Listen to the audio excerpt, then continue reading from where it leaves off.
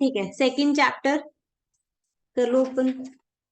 क्या नेम है इसका? Financial and accounting systems. इसमें हम अकाउंटिंग सिस्टम्स के बारे में देखेंगे। पहले तो अकाउंटिंग सिस्टम, जैसे हम एग्जांपल लेते हैं अपने टैली की, ठीक है। मोस्टली हमने यही देखा होता है। बहुत सारे, वैसे बहुत सारे सॉफ्टवेयर हैं, जैसे सैप है, ओरेकल है। हाँ, बहुत सारे सॉफ्टवेयर हैं जो हमने अभी नहीं देखे हैं, पर मोस्टली टैली हमने सबने सुना होता है। तो उसकी एग्जाम्पल लेके चलेंगे यहाँ पे, ठीक है। चलो रीड कर दो पहले। What is computerised accounting system? Financial and accounting. Financial and accounting systems manage everyday transactions and help budget, forecast, and analyze. Financial statements are the primary output of the financial accounting system. An accounting information system is often viewed as computerised accounting system, हाँ जी। Telecom क्या बोलते हैं? Accounting information system. Accounting information system क्यों बोला जाता है? क्यों? क्योंकि ये मुझे किसकी इन्फॉर्मेशन देता है? मेरे अकाउंट्स की इन्फॉर्मेशन देता है। किसकी रिपोर्ट जनरेट करके देगा? अकाउंट्स की, balance sheet, cash flow statement, ये सारी रिपोर्ट्स मुझे जनरेट करके देगा। तो इसलिए हम क्या बोलते हैं? इसको अकाउंटिंग इन्फॉर्मेशन सिस्टम बोलते हैं। अच्छा, एक यहाँ पे एक डेफिनेशन है आपकी प्रोसेस की, ये इसको लर्न कर लेना, ठीक है। Process is a coordinated and standardised flow of activities perform by people और मशीन, ठीक है। कौन कर सकता है एक्टिविटीज को? पीपल भी या फिर by machine, which can cross organisational boundaries to achieve a business objectives. Which can cross organisation boundaries मतलब कस्टमर तक डिलीवरी हम लेके जाते हैं, ठीक है। तो आप अपनी बाउंड्री से बाहर गए और कस्टमर के लिए हमें क्या क्रिएट कर ली? वैल्यू क्रिएट कर दी। उसको हम बोलते हैं मेरी प्रोसेस। चलो जी, यहाँ पे आओ, यहाँ से हमारा स्टार्ट होता है। पहले हम पढ़ेंगे अकाउंटिंग इंफॉर्मेशन सिस्टम होता क्या है, ठीक है। तो accounting information system is often viewed as computerised accounting system. मतलब पहले हम मैनुअल अकाउंटिंग करते थे, अब हमने वो अकाउंटिंग किससे कराई? अपने सॉफ्टवेयर से कराई। उस सॉफ्टवेयर का नाम क्या रख दिया मैंने? अकाउंटिंग इंफॉर्मेशन सिस्टम नाम रख दिया उसका, और कोई फर्क नहीं है। अब देखो मेरे बिहाफ पे अब क्या करेगा ये system? Collect, record, store and maintain financial and accounting data and produce reports. क्या क्या करेगा? कलेक्ट करेगा, ठीक है, फिर उसको रिकॉर्डिंग, फिर स्टोर करेगा, डेटाबेस में स्टोर कर देगा अप्रोप्रिएटली। उसके बाद अगर कुछ मैनिपुलेट करना है, अगर कुछ मॉडिफाई करना है, वो भी करके देगा, ठीक है। एंड प्रोड्यूस, क्या क्या मुझे देगा बना के? पीरियोडिक फाइनेंशियल स्टेटमेंट, जो मुझे अगर मंथली स्टेटमेंट चाहिए वो हो, and create report for its user. और बाकी रिपोर्ट्स का मतलब होता है इसका बाकी सारी, जैसे बैलेंस शीट निकली, ये सारी रिपोर्ट्स होती हैं, ठीक है। हाँ जी। नेक्स्ट में क्या बोला? By definition accounting is an, यहाँ पे अकाउंटिंग इन्फॉर्मेशन आएगा। Accounting is an information system since an AIS collect, वही चीजें दोबारा बोल दी, उसको कलेक्ट करता है और इन्फॉर्मेशन प्रोड्यूस करता है फॉर इट्स डिसीजन मेकर्स, मतलब जो इसके यूजर्स हैं, जो जो उसको स्टेक होल्डर्स है, जो उसको इन्फॉर्मेशन को इंटरप्रेट करेंगे। हाँ जी। मेन कंपोनेंट्स ऑफ एआईएस में क्या क्या आएगा? डेटा, पहले तो डेटा डालेंगे, फिर उसमें सॉफ्टवेयर, सॉफ्टवेयर ही है एक एआईएस। जैसे टेली क्या है? मेरा सॉफ्टवेयर, ठीक है। और वो उसके लिए मुझे क्या चाहिए? एक आईटी इंफ्रास्ट्रक्चर लगा होना चाहिए, एंड उसके ऊपर इंटरनल कंट्रोल्स लगे होने चाहिए। इंटरनल कंट्रोल्स क्यों लगाते हैं? ताकि टू मेंटेन इट्स कॉन्फिडेंशियलिटी, और ताकि ये प्रॉपर वर्किंग करता रहे, ठीक है। हाँ जी, अनवांटेड जो एक्सेस है उस पे ना आए, ठीक है। चलो जी, टू प्रिवेंट इंटीग्रिटी। हाँ जी, उसके बाद नेक्स्ट में क्या लिखा हुआ है? Accountants must understand accounting information system. क्यों समझना चाहिए? Because they are users, participants in the design and implementation and auditors of the AIS. Accountants को क्यों समझना चाहिए? क्योंकि वो इसको यूज भी कर सकते हैं इंफॉर्मेशन को।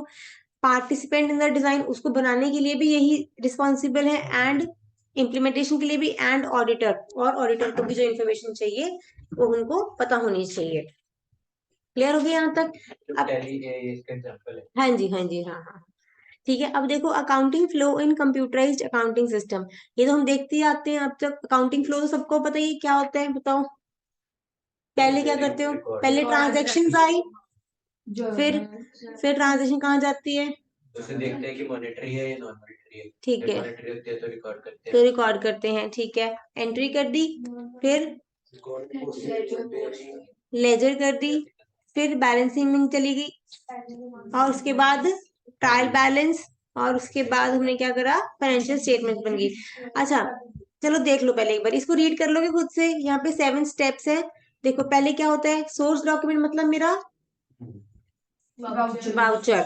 उसके बाद जर्नल, फिर लेजर, फिर ट्रायल बैलेंस। अच्छा, अब ये पहला अनएडजस्टेड है, फिर उसमें एडजस्टेड कर दोगे तो एडजस्टेड ट्रायल बैलेंस हो जाएगा, और उसके बाद लास्ट में ईयर एंड पे क्लोजिंग एंट्रीज कर दोगे, और उसके बाद तुम्हारी फाइनेंशियल स्टेटमेंट्स बन जाएंगी। ठीक है, इसको एक बार देख लेना खुद से।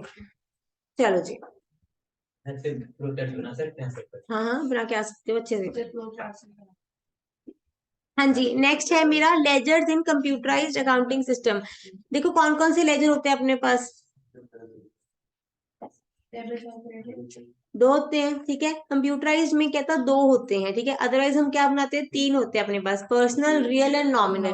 पर जब हम कंप्यूटराइज की बात करेंगे तो दो तरीकों से ही बोल सकते हैं, या तो डेबिट या फिर क्रेडिट। ठीक है, अब डेबिट बैलेंस किसका होता है, पहले ये देख लो। डेबिट बैलेंस आया एसेट्स और एक्सपेंसेस का, और क्रेडिट आया मेरा इनकम एंड लाइबिलिटीज का। ठीक है, उससे फिर मेरी क्या बन गई, लास्ट में स्टेटमेंट्स बन गई। देखो मेरे, इसको पढ़ लोगे या पढ़ाना है, चलो पढ़ ही देते हैं, रीड कर दो हर्षिता एक बारी।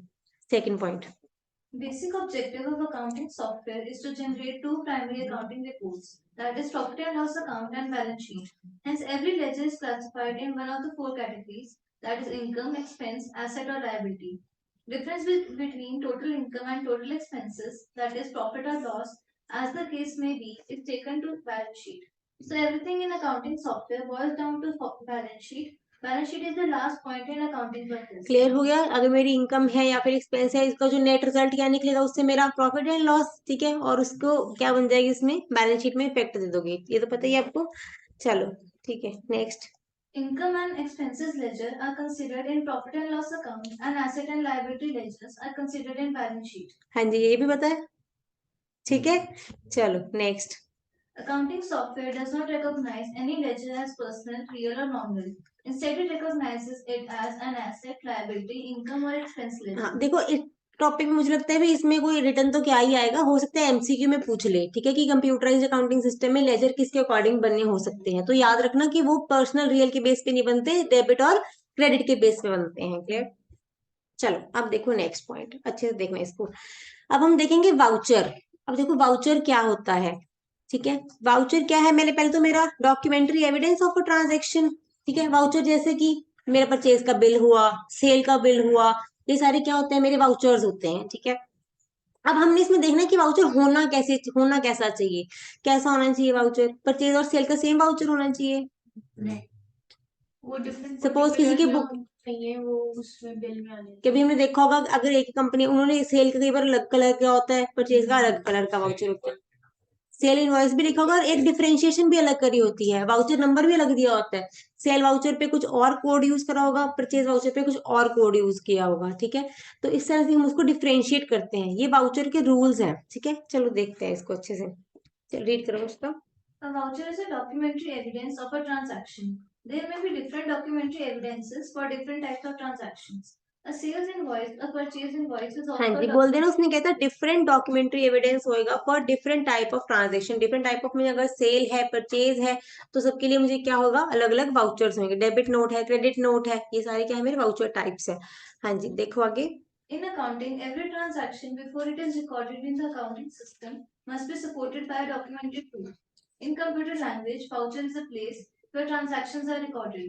It is a data input form for inputting transaction data. हाँ जी, देखो रियल लाइफ में हम क्या देखते हैं, वाउचर मैंने बोला जैसे बिल है उसको हम वाउचर बोलते हैं, पर अगर हम सपोज टैली में अगर एंट्री कर रहे हैं, ठीक है, टैली में क्या करना पड़ता है, वाउचर को सिलेक्ट करना पड़ता है, वहां जाके हेडिंग होता है वाउचर का। ठीक है, आपने सिलेक्ट करा, उसके अंदर आप क्या करोगे, एंट्री करोगे। ठीक है, तो वाउचर एक प्लेस बनती है वहां पे वे ट्रांजेक्शन्स आर रिकॉर्डेड, जहां पे ट्रांजेक्शन्स को रिकॉर्ड किया जाता है।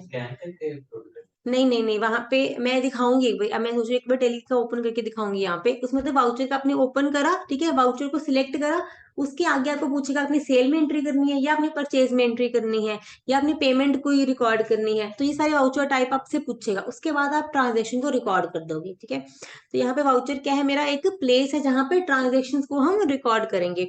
तो it is a data input form for inputting transaction, जहां पे मेरी ट्रांजेक्शन एक्चुअल में जाएंगी। ठीक है, आप एक बार के लिए ये समझ लो कि ये मेरा टेली में एक हेडिंग होएगा वाउचर। ठीक है, अब देखो वाउचर जो मेरा मैंने आपको बताया वो होना कैसा चाहिए, voucher number must be unique होना चाहिए, मैंने बोला ना कि सबका अलग अलग होना चाहिए।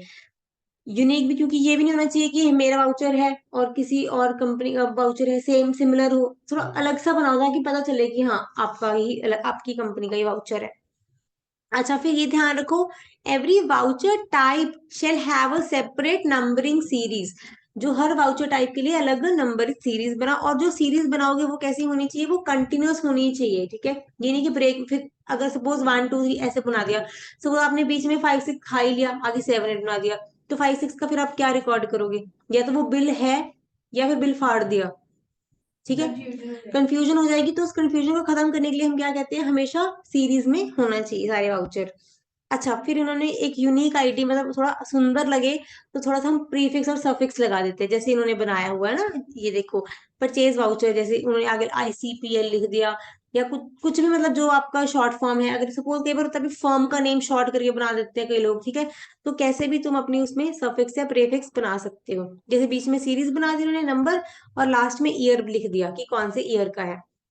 अच्छा, उसके बाद क्या बोला, ऑल वाउचर्स, सब सब पे क्या होने चाहिए, सीरियल नंबर्स होने चाहिए। अच्छा, लास्ट में बोला all vouchers are recorded in chronological order. Chronology का मतलब ये नहीं है कि आपके पास सेल सेल बुक पड़ी है कि पहले 10 बुक भर दिए, अच्छा उसके बाद बीच में मन नहीं करा 10 छोड़ के फिर आगे भर दिए, ठीक है। हाँ, उसमें क्या होता है तुम्हारा टाइम के हिसाब से, ठीक है। अगर फर्स्ट मंथ है तो पहले 10 वाउचर्स पे ही एंट्री होनी चाहिए, सेकंड है तो अगले 20 वाउचर्स पे एंट्री होनी चाहिए। ये नहीं कि बीच में तुम छोड़ दो, ताकि पता चले जितने जैसे पीछे पीछे जा रही है तो डेट वाइज पता चले कि कौन सी मंथ पे तुम आ गए हो, ठीक है। जर्नल पॉइंट्स है, थोड़ा लिखने में जाएंगे पॉइंट्स, क्या क्या होंगे, यूनिक बनाना है, और ऑल वाउचर टाइप्स कैसे होने चाहिए, सेपरेट। हाँ जी, उस थर्ड पॉइंट है, एक प्रीफिक्स और सफिक्स ऐड कर दो, और उसके बाद क्रोनोलॉजिकल ऑर्डर, और फिर सीरियल नंबर्स में होने चाहिए। चलो जी, ठीक है। अब हमारा फिर से रिपीट टॉपिक आ गया, master data and non master data. जैसा हमने लास्ट में पढ़ा था, इंटरनल कंट्रोल्स पढ़े थे ना, किस में पढ़े थे, इंटरनल कंट्रोल्स इन एप्लीकेशन। क्वेश्चन याद है, इंटरनल कंट्रोल्स इन एप्लीकेशन में क्या था, कॉन्फ़िगरेशन, मास्टर एंड ट्रांजैक्शन, अभी पढ़ा है हमने, ठीक है। चलो, अब देखो फिर से आ गया मेरा मास्टर डेटा। अब देखो मास्टर डेटा कौन सा होता है, जो मुझे बार बार नहीं चेंज करना, वो एक बार मैंने सेव कर दिया, वो परमानेंट ही हो जाता है, वो हमेशा सेम रहेगा, ठीक है।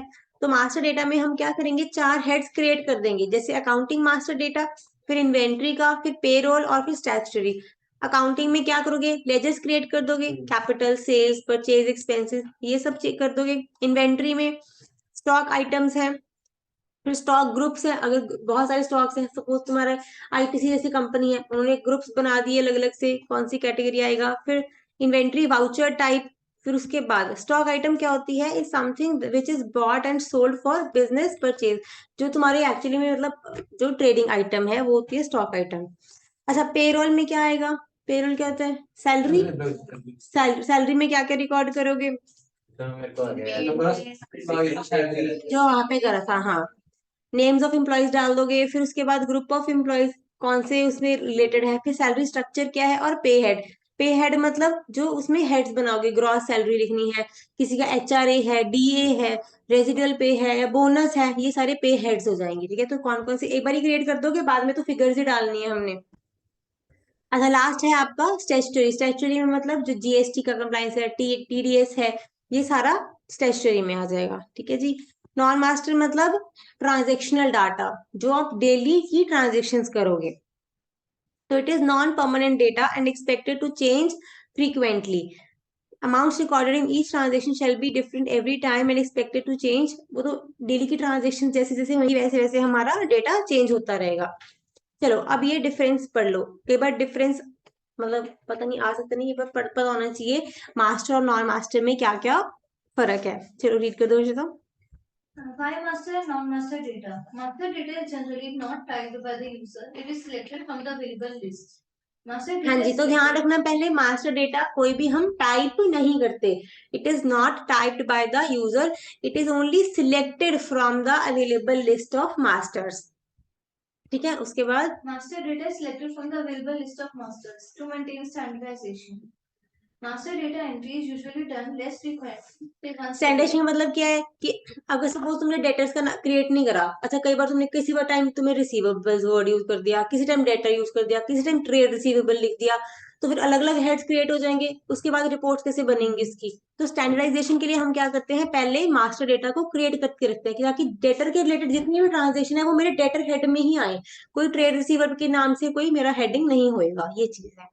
हाँ जी, उसके बाद Master data entry is usually done less frequently, say once a year or when there is a need to update. ठीक है, Non-master data is typed by the user and not selected from a available list as it is a non-permanent. ये हम type करते हैं, हर entry जो भी transaction हमने करी, सेल करी तो सेल की रिकॉर्ड कर दी, परचेज करी तो परचेज की एंट्री रिकॉर्ड कर दी। ठीक है, इसके बाद Sometimes transactional data could also be selected from a drop-down list of inputs available to the user. अच्छा, कभी कहता ट्रांजेक्शनल डेटा को भी तुम क्या कर सकते हो, उससे सिलेक्ट कर सकते हो अगर थोड़ा सा सिमिलर है, सपोज लास्ट ट्रांजेक्शन से बिल्कुल सिमिलर है तो तुमने क्या करा, उसको सिमिलर सिलेक्ट कर लिया। ठीक है, हाँ जी, नेक्स्ट देखते हैं, यहाँ तक क्लियर है। मास्टर एंड क्या पढ़ लिया हमने, पहले हमने पढ़े बैलेंसेस। ठीक है, लेजर की क्या क्या बैलेंसेस है, डेबिट एंड क्रेडिट बैलेंस है। डेबिट में कौन कौन आया, क्रेडिट में इनकम एंड लायबिलिटी। उसके बाद हमने क्या पढ़ा, वाउचर। वाउचर में क्या देखा, एविडेंट डॉक्यूमेंट है और कैसा होना चाहिए, यूनिक होना चाहिए, नंबर सीरीज होनी चाहिए। उसके बाद क्या देखा, मास्टर डेटा कौन सा है, जो जो चेंज नहीं होता, जो टाइप नहीं करते, जो हमेशा सिलेक्ट किया जाता है। ठीक है, और नॉन मास्टर जो हर बार चेंज। यहाँ पे लिख लो साइड पे, नॉन मास्टर में transactional data, transactional data.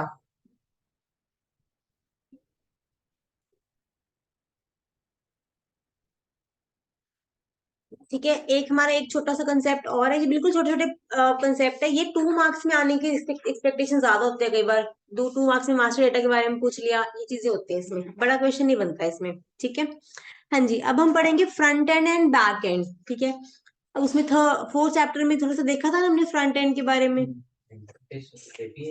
AP, वो तो एपी, वो एपीआई तो इंटरफेस था। ठीक है, फ्रंट एंड क्या था उसमें, जो हमें दिखता है वेबसाइट का फ्रंट पेज होता है, अगर सपोज ये लैपटॉप है, इसका फ्रंट एंड क्या है, या आपकी स्क्रीन है, माइक्रोफोन है, जो मुझे सामने दिख रहा है, जो मुझे सामने दिख रहा है, ये क्या है, मेरा फ्रंट एंड है। इसका बैक एंड क्या है, ना प्रोग्रामिंग होती है, जो सीपीयू, जो मुझे में दिख नहीं रहा, जो प्रोसेसिंग करके देगा। ठीक है, वो क्या है, मेरा बैक एंड है। अब मैंने कुछ भी यहाँ पे रिकॉर्ड कर दिया, ठीक है, मैंने मैंने कोई रिपोर्ट जनरेट करनी है, मैं तो यहाँ पे क्वेरी डाल दूंगी। अब काम कौन करके देगा एक्चुअल में, बैक एंड। प्रोसेसिंग कौन करेगा, मेरा सीपीयू करेगा। ठीक है, प्रोसेसिंग कौन करेगा, सीपीयू करेगा। तो वो क्या है, मेरा बैक एंड है। बस यही चीजें हमने लिखनी है इसमें। देखो फ्रंट एंड क्या हो गया, रीड करना। Front end. It is part of the overall software which actually interacts with the user. ठीक है, इस लाइन को मार्क करो, which actually interact with the user, जिससे हम बात करेंगे, जिसपे मैं क्वेरी डालूंगी।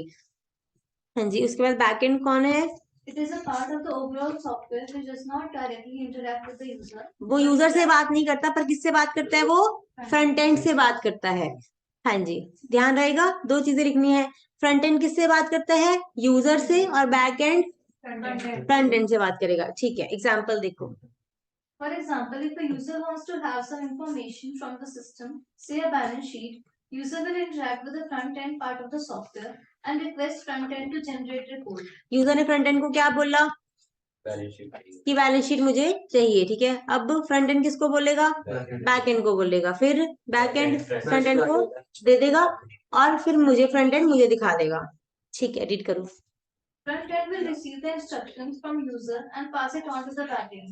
Back end will process the data, generate the report, and send it to the front end. Front end will now display the information to user. ठीक है, तो this is how the process gets completed each and every time. Clear है जी, easy points है इसमें। चलो, अब next देखो, अब नेक्स्ट हम देख, अच्छा उसमें एग्जांपल दी हुई है आपको, फाइनेंशियल एंड अकाउंटिंग सिस्टम क्या है, हाँ, is a term use to describe application software. तो एग्जांपल्स एक दो देख लो, सैप है जैसे, ऑरेकल फाइनेंशियल है, एमएफजी प्रो है, ये सारी एग्जांपल्स है मेरी अकाउंटिंग एप्लीकेशन सॉफ्टवेयर की। कई बार ना इसको एमसीक्यू में ये पूछ लेता होता है, कई बार आ सकता है इसमें, इसी का ही है, पर आपकी बुक में ये लिखे हुए हैं, मतलब ये नाम पता होनी चाहिए आपको ये वाले। किसी का इंटरफेस है इसका मतलब ऑपरेशन करते नहीं नहीं, किसी का नहीं है। हाँ जी, आगे उसने बताया कि हर सॉफ्टवेयर में क्या होती हैं, there are 3 layers which together form the application. कहता है एक एप्लीकेशन जब बनाते हैं, एक एप्लीकेशन को हम क्या करते हैं, 3 लेयर्स में डिवाइड कर देते हैं। 3 लेयर में मतलब एक तो एप्लीकेशन लेयर हो गई, एक मेरी होगी ओएस लेयर, एक होगी मेरी डेटाबेस। देखो डेटाबेस ने कुछ नहीं करना, क्या करना है, इसने सिर्फ स्टोरेज करनी है, ठीक है। और एप्लीकेशन ने क्या करना है, सिर्फ यूजर से बातें करनी है। एप्लीकेशन लेयर क्या है, मेरी जो फ्रंट एंड लेयर है। और बैक एंड का काम कौन करेगी यहाँ पे, ऑपरेटिंग सिस्टम लेयर। जो मेरी प्रोसेसिंग करेगी वो कौन करेगी, ऑपरेटिंग सिस्टम लेयर करेगी। चलो हर्षिता रीड कर दो इसको। Application layer receives the inputs from the users and performs certain validations like if the user is authorized to request the transaction. ठीक है, इसने एक चीज और ऐड कर दी इसमें साथ में, एक तो इनपुट रिसीव करा, एक उसमें साथ में क्या ऐड कर दिया, वैलिडेशन। वैलिडेशन मतलब ऑथराइजेशन, ऑथेंटिकेशन करने की, सही यूजर है या नहीं है, ठीक है। Next, Operating system layer carries these instructions and processes them using the data stored in the database and return the results to the application layer. Clear है, इंस्ट्रक्शंस लेगा और प्रोसेस कर देगा। पर प्रोसेसिंग के लिए डेटा चाहिए, डेटा कहाँ से लाएगा, डेटाबेस लेयर से लेके आएगा, ठीक है। उसको डेटा लेके फिर प्रोसेस करेगा और लास्ट में किसको दे देगा, एप्लीकेशन लेयर को। लिंक क्लियर हो गया जी, चलो ठीक है। नेक्स्ट आप 2 मिनट्स लो, इसको रीड करो। Installed versus cloud based applications. याद है क्लाउड, जो टेस्ट किया है। अच्छा ठीक है, चलो रीड करो जल्दी, फिर मैं पूछती हूँ। ये वाला अपने आप से करो, इंस्टॉल्ड एंड क्लाउड एप्लीकेशंस का डिफरेंस।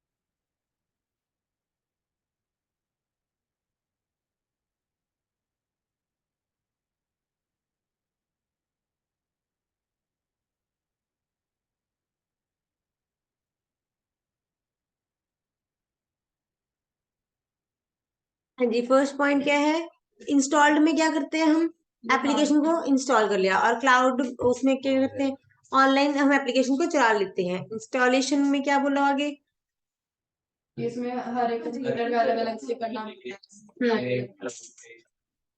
ठीक है। यहाँ पे मेंटेनेंस ले ली इसने कि मेंटेनेंस हमें करनी पड़ेगी, बहुत सारी एफर्ट्स लगेगी। अच्छा, एक्सेसिबिलिटी किसमें ज्यादा होगी, क्योंकि वहाँ कि कहीं से भी एक्सेस। तो यहाँ पे एक बार लिख लो एनीवेयर एक्सेसिबिलिटी। तो एनीवेयर एक्सेसिबिलिटी कहाँ से मिलेगी मुझे, क्लाउड से। फिर मोबाइल, मोबाइल अगर एप्लीकेशन करना है, मोबाइल से चलाना है तो इंस्टॉल्ड नहीं चला सकते क्योंकि वो कंप्यूटर पे इंस्टॉल्ड है, ठीक है। पर क्लाउड वाली वो हैवी है, वो उसको सपोर्ट ही नहीं करेगी, ठीक है। और अगर क्लाउड वाली है तो हम किसी से भी, क्योंकि क्लाउड में हमने देखा था अगर क्लाउड को एक्सेस करना है मुझे सिर्फ एक फ्रंट एंड डिवाइस चाहिए, वो कैसी भी होनी चाहिए, ठीक है। वो मुझे नहीं चाहिए पता कि कैसी हो, क्योंकि क्लाउड से चला सकते हो आप, क्लाउड से चला लेना, ठीक है। उसके आगे देखो, मोबाइल एप्लीकेशन हो गया। उसके बाद डेटा स्टोरेज। डेटा स्टोरेज में अब डेटा कहाँ स्टोर रहेगा, तो कंट्रोल किसका रहेगा, यूजर का फुल कंट्रोल रहेगा, ठीक है। और क्लाउड में कभी भी फुल कंट्रोल नहीं होता। और सिक्योरिटी किसके पास ज्यादा है, जिसमें सिर्फ ऑर्गेनाइजेशन का अपना हाँ फिर वो तो प्राइवेट ही हो गया ना, फिर वो तो इंस्टॉल्ड में ही आ गया, वो तो इंस्टॉल्ड ही हो गया। हाँ जी, डेटा सिक्योरिटी कहाँ ज्यादा होगी, इंस्टॉल्ड में। क्यों, क्लाउड में तो सिक्योरिटी कर रहा है। इसमें दो चीजें हैं, प्राइवेट एसेट सिक्योरिटी रहेगी, पर अगर सपोज कुछ एक्सीडेंट हो जाता है तब वो क्लाउड पे अवेलेबल, मतलब क्लाउड में भी नेचुरल कैलेमिटी वाला पॉइंट नहीं चलेगा। हाँ, पर बात ये क्यों, ये हमेशा क्यों लेता डेटा सिक्योरिटी इंस्टॉल में ज्यादा, क्योंकि हमेशा सिक्योरिटी हम खुद पे भरोसा ज्यादा करते हैं। हमेशा सिक्योरिटी एक ऐसा पॉइंट है जिसके लिए हम खुद पे भरोसा ज्यादा करेंगे कि अगर मेरे पास चीज पड़ी है मतलब ज्यादा सिक्योर है, अगर दूसरे को दे दी तो मतलब वो सिक्योरिटी नहीं है, वो तो रहेगा ही रहेगा क्योंकि डेटा मेरे पास नहीं है ना। मेन तो ये चीज है, अगर मेरे पास डेटा नहीं है तो मुझे क्या पता बाहर से चोरी हो जाए, ये चीज है, ठीक है। उसके बाद परफॉर्मेंस, परफॉर्मेंस किसकी ज्यादा होगी, क्यों क्यों, क्योंकि वो क्लाउड ऐप भी कर लेता है, जो एक बार आप यूज कर लिया तो स्टोरेज और बना लेते हैं। ठीक है, सपोज जैसे मैंने सॉन्ग डाउनलोड करके तो अपने फोन में रख लिया, एक मैंने यूट्यूब चलाई बार बार, ठीक है, तो कौन मुझे ज्यादा फास्ट रिस्पॉन्स Installed देगा? वाला। जो मेरे फोन में इंस्टॉल्ड है। अगर मेरे सॉन्ग मेरे फोन में इंस्टॉल्ड है तो मैं कभी भी चला लूंगी। अगर यूट्यूब पे चलाने पहले इंटरनेट ऑन करूंगी, फिर यूट्यूब सर्फ करेगा, ढूंढेगा, ठीक है। अगर इंटरनेट कनेक्शन स्लो है, बफरिंग चलेगी, उतने में फिर वो चला गया। तो परफॉर्मेंस किस में ज्यादा अच्छी लेते हैं हम अपने, ठीक है, इंस्टॉल्ड में। ओके, फिर फ्लेक्सिबिलिटी, क्लाउड में है ज्यादा। इंस्टॉल्ड में नहीं होगी ना, Shall have- कस्टमाइज कर सकते हैं, स्टैंडर्ड है वो जो सबके लिए अवेलेबल है। फैसिलिटी टाउन नहीं है। installed application shall have more flexibility and controls as compared to web application। एक बार इसको छोड़ दो, कोई ना, फिर इसको डिस्कस कर लेंगे, चेक कर लेंगे एक बार इसको। फैसिलिटी में टास्क प्रोजेक्ट समझे। ठीक है, चलो अब हम चलते हैं। उस दिन हमने इंटीग्रेटेड डेटा पढ़ा था, इंटीग्रेटेड इंटीग्रेटेड वर्ड पढ़ा था पहले। इसमें था डेटा इकट्ठा करके, डेटा इकट्ठा करके रखना कहाँ पे? EIS का ही था, डेटाबेस में था। EIS में मतलब होता है कि इंटीग्रिटी करना, इंटीग्रिटी करना कैसे, क्या एग्जांपल थी उसकी? अकाउंटिंग सिस्टम कि रादर देन, मैंने क्या करा था कि रादर देन मेरा डेटा फ्रेगमेंट रहे, कि हर डिपार्टमेंट के पास उनका डेटा रहे, मैं क्या करूंगी, डेटा को कॉमन डेटाबेस बना लूंगी कि सारा डेटा एक ही जगह पे आए, और ताकि कहीं से भी उसको हम क्या कर सके, देख सके। उसको हम बोलते हैं इंटीग्रेटेड डेटा। पर अगर अलग अलग डिपार्टमेंट के पास अलग अलग डेटा पड़े हैं, उसको हम बोलेंगे नॉन इंटीग्रेटेड डेटा। जब जैसे मैं टर्म करी थी फ्रेगमेंटेड है अगर, तो वो क्या है, मेरा नॉन इंटीग्रेटेड डेटा है। चलो एक बार रीड कर दो नॉन इंटीग्रेटेड को। A non-integrated system is a system of maintaining data in a decentralized manner. Each department will maintain its own data separately and not in an integrated manner. This is the major problem with non-integrated systems. Clear हो गया? यहाँ पे क्या आएगा, data इन अ decentralised manner है, क्योंकि सबके पास अपना अलग अलग डेटा पड़ा हुआ है। Each department will maintain its own data. अगर परचेज डिपार्टमेंट है तो उसके पास परचेज का डेटा होएगा, ठीक है। अगर सेल है तो सेल का डेटा, ये चीजें, and not in integrated manner. तो this is a major problem. All department communicate with each other, but they still use their data. This result in two major problem. क्या problem आ सकती है? एक तो communication gap, जैसे मैंने आपको बोला था, अगर मैंने रिपोर्ट मांग ली कि मुझे सेल रिपोर्ट चाहिए, वो बंदा कहेगा मैं रिकनसाइल लेके करके आता हूँ आपके पास, ठीक है। तो वो कितने टाइम में आता है? सपोज 2 दिन में, 3 दिन में आता है। वो क्या हो जाएगा, कम्युनिकेशन गैप। अगर मुझे इंस्टेंट अभी चेक करना है कि मेरी कितनी सेल्स है, मैं चेक नहीं कर पाऊंगी, ठीक है। तो 3 दिन में दिमाग में यही घूम ही जाएगा कि कितनी है, कितनी है, ये चीज। अच्छा, उसके बाद मिस मैचिंग ऑफ डेटा हो सकता है, ठीक है जी, क्योंकि सबका अपना अपना अलग डेटा, मुझे नहीं पता कि किसमें क्या, रिकनसाइल नहीं हो पाता डेटा कई बार। चलो अच्छा, लास्ट में वही लिख दिया फिर से उसने, communication between different business unit is a key aspect for any success of organization. तो अगर सक्सेस ऑफ ऑर्गेनाइजेशन चाहिए तो मुझे क्या चाहिए, डेटा की कम्युनिकेशन क्या होनी चाहिए, बहुत अच्छी होनी चाहिए। तो this gave rise to the concept of integrated system. इसी प्रॉब्लम को ओवरकम करने के लिए हमने ईआरपी को इंट्रोड्यूस करा, इंटरप्राइज रिसोर्स प्लानिंग, ठीक है। इसमें यही था कि मेरा जो डेटाबेस है वो क्या है, इंटीग्रेटेड बेस पे है। चलो पहले इसको यहां से देखते हैं।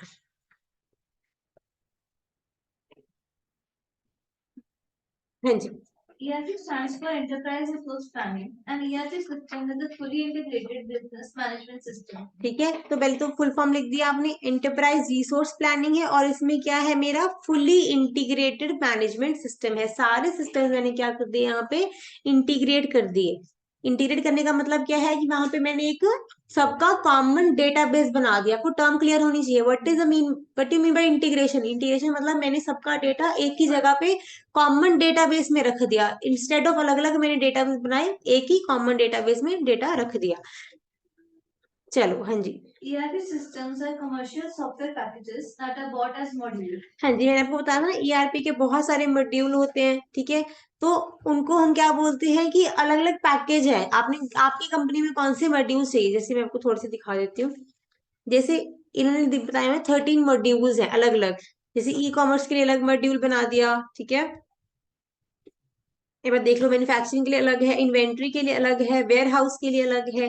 तो आपकी कंपनी को कौन सा मॉड्यूल चाहिए, आप उसके अकॉर्डिंग उसको बाय कर सकते हो, ठीक है। तो ये कमर्शियली आपके पास अवेलेबल रहता है। हाँ जी, आगे। For examples of modules of finance, accounting, manufacturing, sales and customer service, inventory management, supply chain management, human resources, etc. The modules that are bought are tightly integrated. Tight integration means that changes in one functional area are immediately reflected in all other pertinent functional areas. हाँ जी, अगर मैंने एक जगह पे change कर दिया तो वो सब फंक्शन में क्या होएगा, वो जो इन्फॉर्मेशन होएगी मेरी सब जगह चेंज हो जाएगी। ये नहीं कि मुझे बार बार रजिस्टर खोल के सब जगह पे नंबर चेंज करने पड़ेंगे, ठीक है ये चीज। हाँ जी, next. The key word in enterprise resource planning is enterprise. At the core of an ERP system is a common database. ठीक है, तो कोर क्या है ईआरपी की, डेटाबेस क्या है, कॉमन है, कॉमन डेटाबेस। तो the database collects data from different divisions and departments in a firm. जो डेटाबेस है उसमें हर डिवीजन का, हर डिपार्टमेंट का डेटा आएगा, ठीक है। जैसे प्रोडक्शन का डेटा है, फाइनेंस का है, सेल का, जिस मर्जी का डेटा हो वो सब सारा डेटा कहाँ पे आएगा, मेरा एक ही डेटाबेस में आएगा। Each time information is altered in one department, अगर मैंने इन्फॉर्मेशन चेंज करी तो it is automatically updated through out the entire system, वो सारे सिस्टम में वो अपडेट हो जाएगी। ये नहीं है कि मुझे बार बार वहां से ऊपर जाके चेंज करानी पड़ेगी, कोई इन्फॉर्मेशन है सब जगह पे जाके क्या हो जाएगी, वो ऑल्टर हो जाएगी। फॉर एग्जाम्पल रीड करो। For example, an ERP suite provides a single interface for managing all the routine activities performed in manufacturing, from entering sales orders to coordinating shipping to after-sales customer services. Each functional area can easily share information with other areas of the organization. In a sense, ERP system provides the information necessary to control the business processes of the organization. जैसे मैंने आपको बोला था उस दिन, हमने Amazon की example ली थी। जैसे अमेजोन की आपने ऑर्डर करा तो हम प्रॉपर ट्रैकिंग कर पाते हैं ना कि अमेजोन का ऑर्डर अभी इस टाइम कहाँ पे है, अभी पैक हो गया, अभी शिफ्ट हो गया। तो वो कैसे आता है, क्योंकि सिस्टम क्या है, इंटीग्रेट करा हुआ है, वो वहां से सिस्टम अपडेट कर देते हैं एक बारी और वो इन्फॉर्मेशन सब लोगों के पास क्या है, पहुंच जाती है, ठीक है। हाँ जी, next. ERP systems take data from across the enterprise. ठीक है, अब फोर्थ पॉइंट में वो क्या कहना चाहता है, take data from across the enterprise, consolidate and correlated. अब वो क्या करते हैं, अक्रॉस द एंटरप्राइज मतलब कि जहां जहां भी आपकी बिजनेस फंक्शन करे, चाहे वो अक्रॉस द वर्ल्ड है, चाहे वो इंडिया में स्कैटर्ड है, हर जहां पे भी आपका बिजनेस है वो क्या करेगा, सबको इन्फॉर्मेशन को क्या कर देगा, कंसोलिडेट कर देगा और क्या कर देगा, आपके लिए रिपोर्ट जनरेट कर देगा।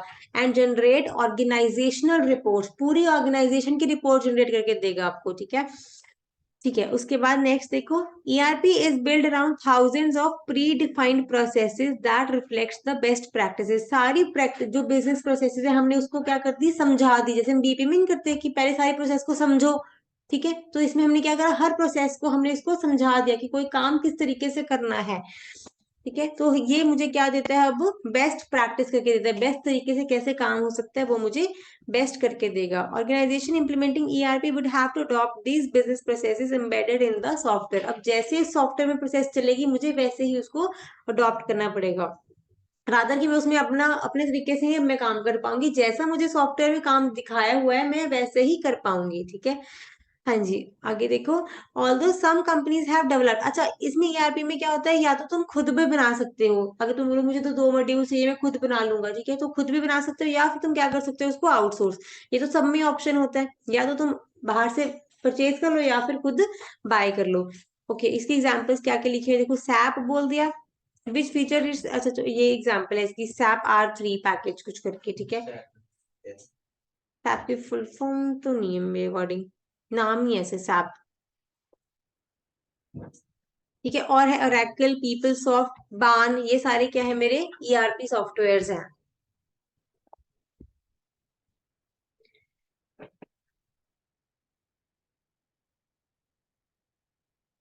यहाँ पे वर्ड लिख लो, कॉमन डेटाबेस।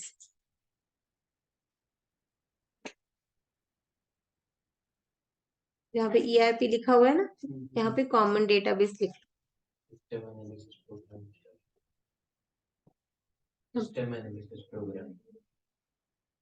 यहाँ पे अच्छा,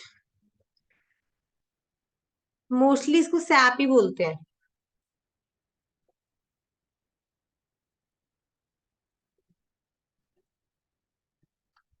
अच्छा, इन्होंने यहाँ पे लिख दिया सैप ईआरपी, वर्ड चेंज कर दिया, यहाँ पे लिखा ना सैप R3, अब नाम इसका चेंज करके सैप ईआरपी कर दिया, उसको ऊपर से कट्टी कर दो, ईआरपी लिख लो यहाँ पे।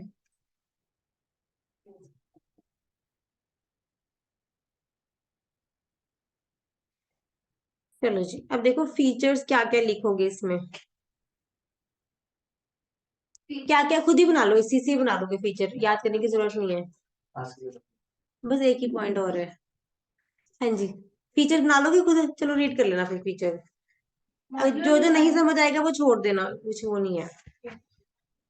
नहीं नहीं, ये बंद भी नहीं करना रखो, बेनिफिट्स कर लेते हैं। बेनिफिट्स कर लो, बेनिफिट्स यहाँ से करना, वो वहां पे ना कंफ्यूजिंग है ज्यादा।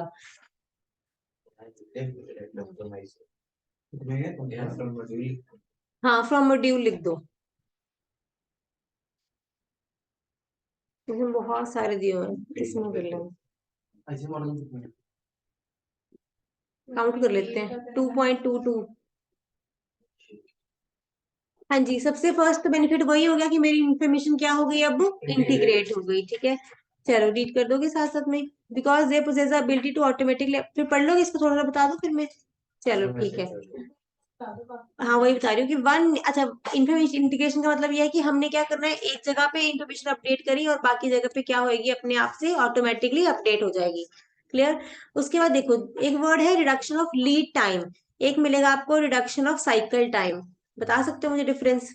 लीड टाइम होता है ऑर्डर आने का मतलब टाइम लगे, हाँ, और बिजनेस साइकिल से पेज मतलब बिजनेस से पैसे आने तक वो होता है साइकिल टाइम, ठीक है। लीड टाइम मतलब मैं ऑर्डर प्लेस करा और मुझे डिलीवरी आ गई, लीड टाइम हम सप्लायर से रिलेटेड लेते हैं, साइकिल टाइम हम कस्टमर से रिलेटेड लेते हैं। वो, हाँ, उसको कस्टमर प्रोसेसिंग, मतलब ऐसे तरीके से याद कर लेना लीड और साइकिल टाइम को। देखो यहाँ पे लिखा हुआ है ना, between placing an order and receiving is known as the lead time. तो चलो ठीक है। उसके बाद देखो फिर ऑन टाइम शिपमेंट, ठीक है। ऑन टाइम मतलब क्योंकि मुझे डिलीवरी की नॉलेज मिलती है कि कहाँ पे मेरे गुड्स हैं, तो यहाँ पे हमेशा क्या होएगा, टाइमली होएगा। फिर cycle time, placement of order and delivery of product to the customer, to customer. अच्छा, अपनी बुक्स पे नोट कर लेना, आप जाके आज ही कर लेना, फिर भूल जाओगे, ठीक है। और इससे मुझे क्या हो गया, मेरी रिसोर्स यूटिलाइजेशन प्रॉपर हो गई, ठीक है। अब मुझे, अगर सपोज मुझे अभी ऑर्डर आया है, तो मुझे ऑटोमेटिकली मैं वेयर हाउस में चेक करके बता सकती हूँ कि मेरे पास कितनी क्वांटिटी पड़ी है, या फिर मैंने कब कब ऑर्डर करनी है। तो इससे क्या हो गया, मेरी रिसोर्स यूटिलाइजेशन बढ़ गई। या फिर देखो इसमें क्या बोला हुआ है, इसमें हम मॉड्यूल पढ़ेंगे मटेरियल मैनेजमेंट का, इसके आगे हमने बहुत सारे मॉड्यूल पढ़ने हैं इसके। प्लांट मेंटेनेंस, ये एक ऐसा मॉड्यूल है जो मुझे बताएगा कि टाइमली मेंटेनेंस कब कब करनी है प्लांट की। सपोज अगर मैंने पहले से इसमें सेट कर दिया कि 20 डेज में बाद उसमें मैंने प्लांट मेंटेनेंस करनी है, तो मुझे वो क्या करेगा, मुझे नोटिफिकेशन भेजता रहेगा, ठीक है। तो उससे क्या होएगा, मेरी रिसोर्सेज की ऑप्टिमली यूटिलाइजेशन हो जाएगी। हाँ जी। उसके बाद बेटर कस्टमर सेटिस्फेक्शन तो है ही, क्योंकि हम कस्टमर से इंटरेक्ट कर सकेंगे। उसके बाद इम्प्रूव्ड सप्लायर परफॉर्मेंस, कैसे? क्योंकि जब भी हमें पता लग गया कि हमारा खुद इन्वेंटरी कम है, तो सप्लायर को भी सप्लायर को साथ साथ में हम बता देंगे, इस वजह से मेरी परफॉर्मेंस क्या हो जाएगी, अच्छी हो जाएगी। अच्छा, अब देखो इंक्रीज फ्लेक्सिबिलिटी, एक दो पॉइंट्स बस रीड कर लेते हैं, बाकी हो जाएंगे। ERP system helps to companies to remain flexible by making the information available across the departmental barrier, सब जगह information available है, तो इससे मुझे क्या हो जाएगा, enable the company to react quickly to the changing market condition, क्योंकि जैसे जैसे मेरे पास रिपोर्ट आई जाएंगी, मैं उसके अकॉर्डिंग आगे अपनी डिसीजन बनाती रहूंगी। अच्छा, यहाँ पे लिखा हुआ है रिड्यूस क्वालिटी कॉस्ट, इसका मतलब ये है क्योंकि ERP का सेंट्रल डेटाबेस है, सेंट्रल डेटाबेस ने क्या कर दिया, जो भी रिडंडेंट स्पेसिफिकेशन, मतलब जो मुझे हर डिपार्टमेंट में जाके बार बार करनी पड़ती थी, ठीक है, अब वो मैंने एक बार ही करनी है, ठीक है। उससे क्या हो गया, मेरी जो क्वालिटी का खर्चा है वो बच गया, क्योंकि रिडंडेंट मतलब क्या होता है, डुप्लीकेशन, तो बार बार नहीं करनी वो चीज। ओके, इससे मुझे क्या मिला, better analysis and planning capability, क्योंकि मेरे पास इन्फॉर्मेशन आ गई, तो टॉप मैनेजमेंट को क्या हो गया, टाइमली इन्फॉर्मेशन मिल रही है, तो वो उससे क्या कर सकते हैं, टाइमली एनालिसिस कर सकते हैं और उससे प्लानिंग अच्छे से कर सकते हैं।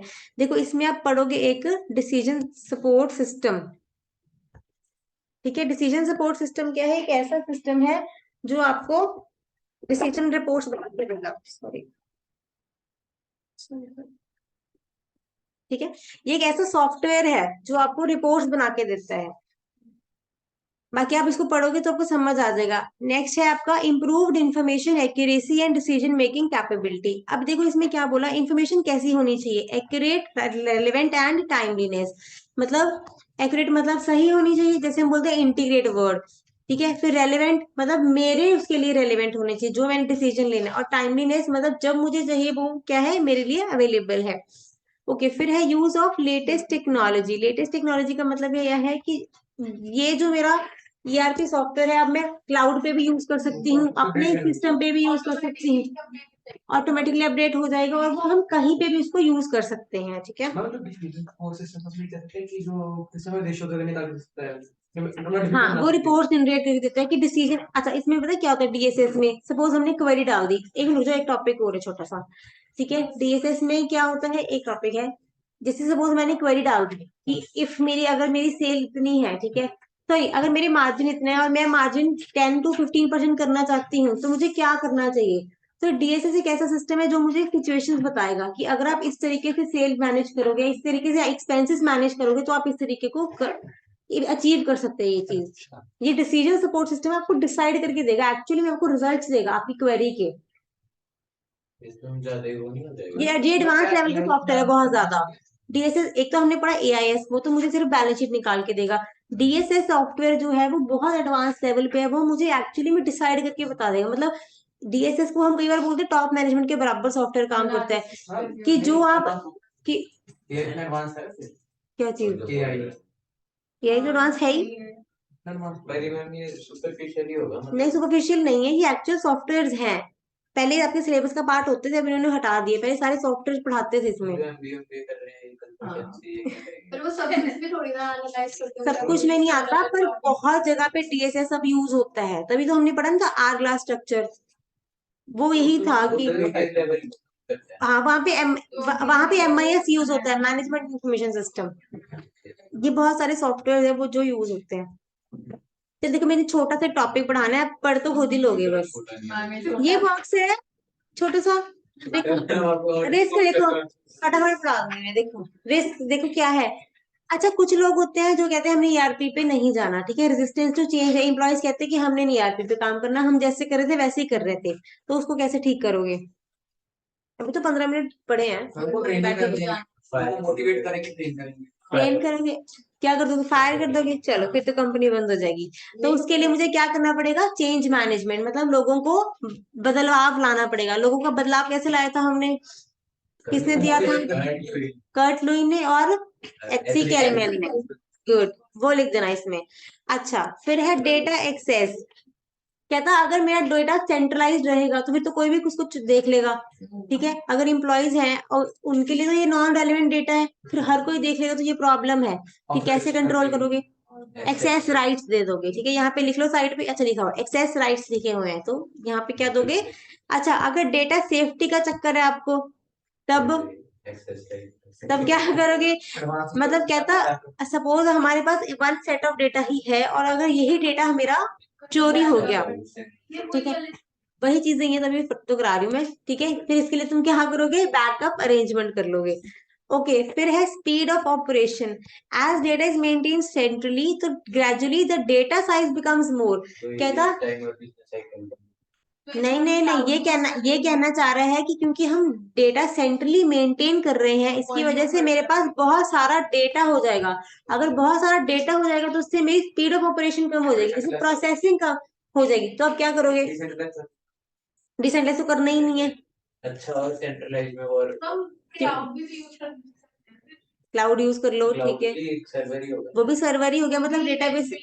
पर इसमें ये और अच्छा हार्डवेयर मतलब हाँ, बहुत अच्छा हार्डवेयर, ये हम नेक्स्ट क्लास में पढ़ेंगे। Data warehousing technique use कर ले सकते हैं, काफी कंपनीज ये टेक्निक यूज कर सकती हैं, जहाँ पे डेटा वेयर हाउसिंग यूज होती है, जहाँ पे बहुत सारा डेटा जाता है, बिग डेटा, वहां पे ये टेक्निक यूज होती है। अभी इसको आप मार्क कर लो, कल पढ़ेंगे इसको।